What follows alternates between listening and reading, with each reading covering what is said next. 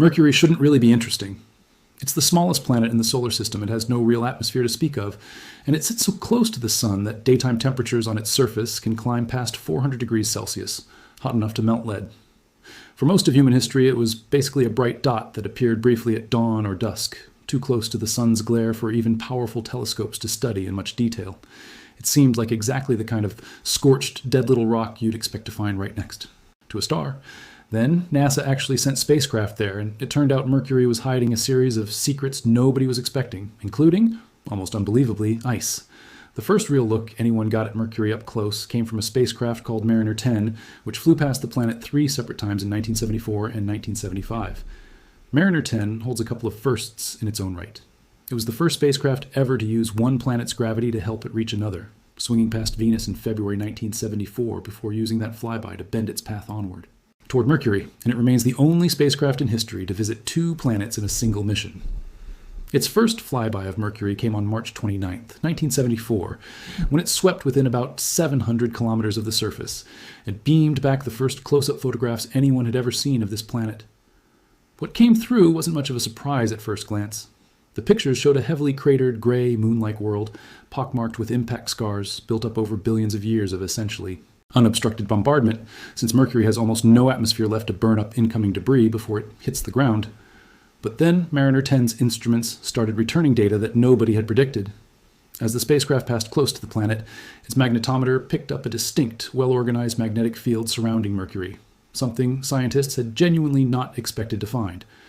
At the time, the going assumption was that a planet needed a reasonably large, actively churning liquid core to generate a magnetic field through what's called a dynamo process, the same basic mechanism that produces Earth's magnetic field.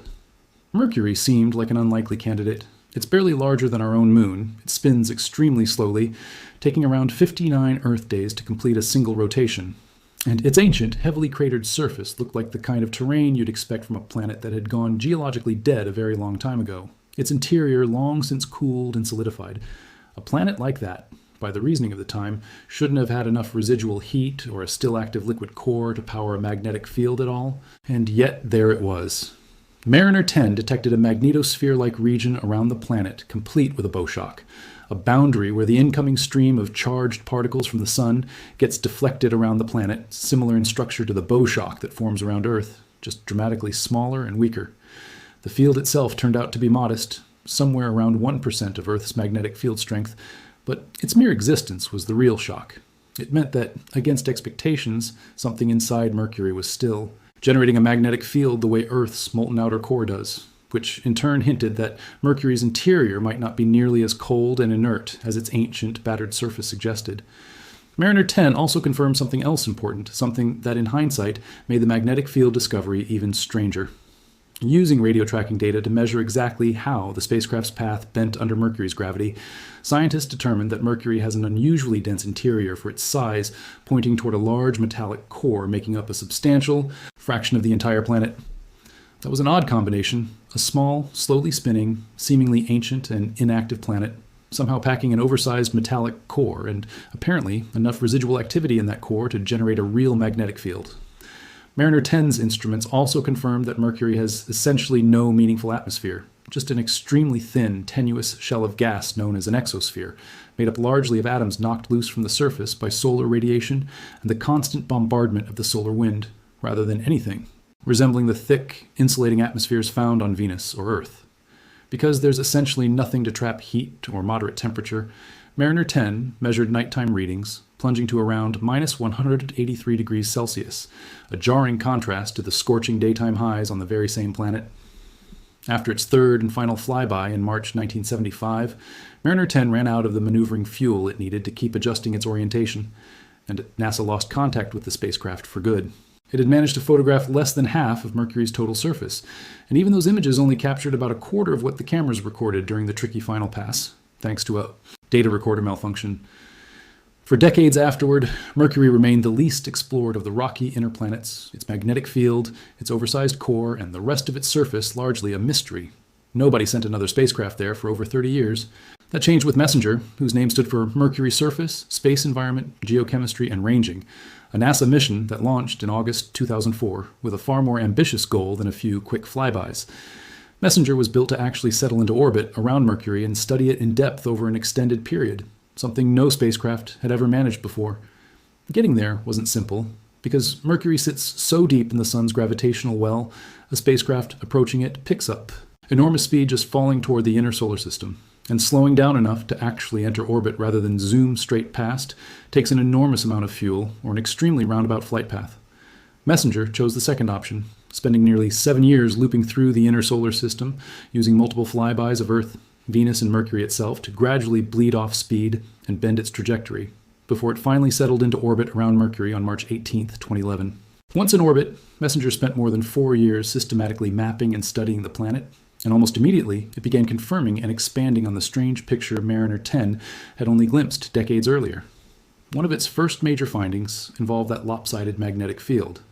Rather than being centered inside the planet the way Earth's magnetic field roughly is, Messenger's measurements showed that Mercury's magnetic field is significantly offset, shifted well to the north of the planet's actual center.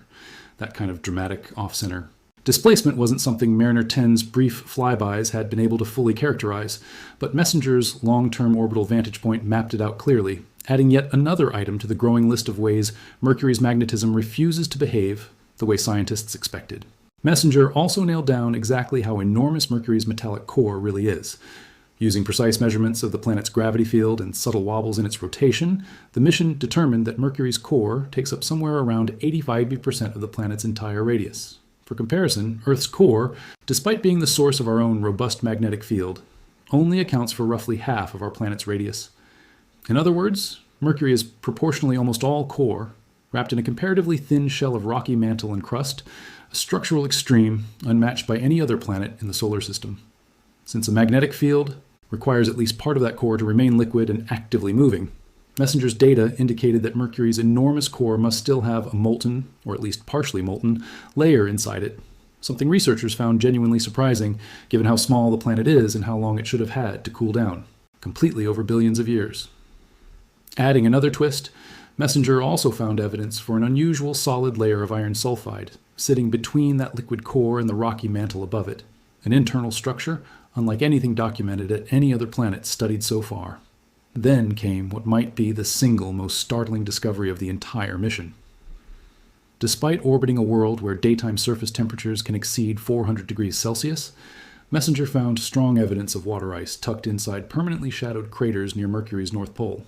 It sounds like a contradiction, ice surviving on the planet closest to the sun, but the explanation comes down to Mercury's almost perfectly upright rotational axis, tilted by only a fraction of a degree relative to its orbit.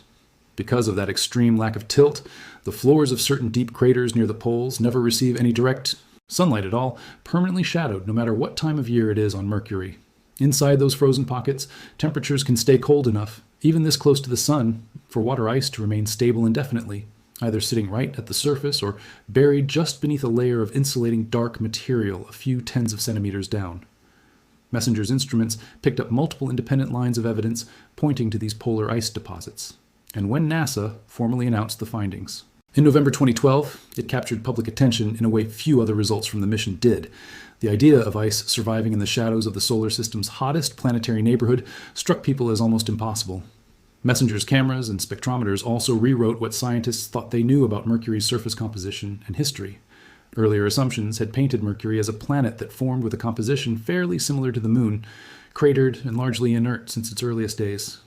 Instead, Messenger found that Mercury's surface is unexpectedly rich in volatile elements, things like potassium, sodium, sulfur, and chlorine, substances that evaporate relatively easily under high heat, and shouldn't have survived in large quantities if Mercury had formed the way older models suggested through a violent high-temperature process that would have boiled such elements away. Finding them intact on the surface forced planetary scientists to rethink long-standing theories about how Mercury came together in the early solar system, pointing instead toward a formation history that preserved more of these delicate materials than anyone expected.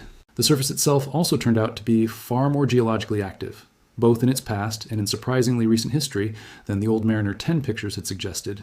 Messenger identified more than 50 sites showing evidence of pyroclastic volcanic activity, essentially explosive eruptions of gas and molten rock from low, broad volcanic vents, many of them found inside older impact craters. Beyond individual volcanic vents, MESSENGER's data pointed toward evidence that much of Mercury's surface may once have been covered by vast, ancient oceans of magma, part of a genuinely dynamic and active early history rather than a planet that went quiet almost immediately after forming. MESSENGER also found clear evidence that Mercury has been shrinking over its lifetime, its interior slowly cooling and contracting, wrinkling the surface into long, cliff-like ridges called scarps, as the crust buckled and compressed to accommodate the planet's shrinking radius, some of which appeared geologically young enough to suggest that this contraction and possibly related tectonic activity may still be happening today.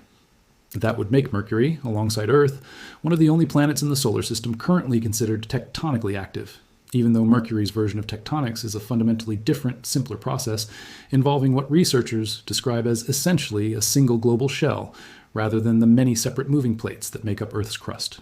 MESSENGER also mapped Mercury's terrain in a level of detail Mariner 10's partial flyby imagery never could, revealing a surface with noticeably less overall elevation variation than either Mars or our own moon. Among its major geological finds was Caloris Planitia, an enormous impact basin roughly 550 kilometers across, one of the largest and best preserved impact structures anywhere in the solar system, along with another huge, previously unknown basin nicknamed Rembrandt, discovered during an early flyby. Before MESSENGER settled into orbit, notable for exposing well-preserved terrain across its floor in a way rarely seen elsewhere on Mercury. MESSENGER's mission eventually had to come to an end. After more than 4 years in orbit, and 2 mission extensions beyond its original plan, the spacecraft finally ran low on the propellant it needed to keep correcting its orbit against the sun's powerful gravitational pull. Rather than let it drift uncontrolled, NASA allowed MESSENGER to gradually spiral closer to the planet until, on April 30th, 2015, it deliberately impacted Mercury's surface, ending the mission the same way it had spent years studying the planet up close. Mercury hasn't been abandoned since. In October 2018, the European Space Agency and Japan's Space Agency jointly launched a mission called BepiColombo, carrying 2 separate orbiters bundled together for the journey, one focused on studying the planet's surface and interior, the other dedicated to examining its magnetic field and its interaction with the solar wind. Like MESSENGER before it, BepiColombo has had to take an extremely long, looping path through the inner solar system, using multiple flybys of Earth, Venus, and Mercury itself, to slow down enough to eventually enter orbit, a journey expected to finally conclude with orbital insertion around Mercury later in the decade. When it does, scientists expect BepiColombo to build directly on MESSENGER's discoveries, refining measurements of that strange, offset to magnetic field, digging deeper into the true extent of the polar ice deposits, and looking for further evidence of whatever process is still driving heat and activity inside a planet that, based on nothing but its size and age, really shouldn't have much activity left at all. Taken together, what NASA found on Mercury turned a planet once dismissed as a small, dead, moon-like rock baking uselessly next to the sun into one of the more genuinely puzzling worlds in the solar system. A magnetic field that shouldn't exist by the standards of a planet, this small and this old, wildly offset from the planet's center in a way scientists still don't fully understand. A core so oversized that Mercury is, proportionally, almost nothing but core, wrapped in barely any mantle or crust at all, with a strange solid iron sulfide layer sitting inside it that has no known equivalent anywhere else. Evidence of volcanic eruptions and shrinking, wrinkling terrain suggesting the planet may still be geologically active today.